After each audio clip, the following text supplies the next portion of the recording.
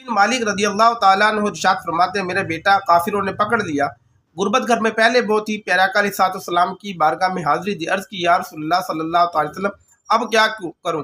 پیارا آقا علیہ الصلوۃ والسلام نے شفاعت تم اور تمہاری بیوی دونوں بیٹھ کر لا حول ولا قوۃ الا باللہ العلی العظیم پڑھو، اللہ پاک پہ توکل کرو، اللہ پاک آسانیاں پیدا فرمائے گا۔ آپ فرماتے کچھ ہی تسبیحات ابھی میں نے پڑھی تھی، دروازے پر دستک ہوئی، دروازہ کھولا تو دیکھا میرا بیٹا اور اس کے 400 بکری اس کے ساتھ ہیں۔ میں نے پوچھا یہ کیسے ہے؟ فرمایا کچھ دیر پہلے میں نے ہاتھوں کو حرکت دی، رسیاں کھل گئیں، وہاں سے باہر نکلا تو جو لوگ پہرے پر تھے ان پہ غنودگی طاری تھی، ظاہر ہے میں نے وہاں جب نکلا تو وہ 400 بکریاں بھی میرے ساتھ ہو لیں، اور آپ پیارا آقا علیہ الصلوۃ والسلام کی بارگاہ میں حاضر دی تو پیارا آقا علیہ الصلوۃ والسلام نے ارشاد فرمایا دیکھا اللہ پاک کی رحمت، اللہ پاک نے تمہاری غربت کو بھی دور کر دیا، تمہارے بیٹے کو بھی تمہیں واپس لوٹا دیا، یہ کافروں کی طرف سے مال ہے لہذا یہ تمہارے لیے حلال ہے اور یہ مال غنیمت ہے۔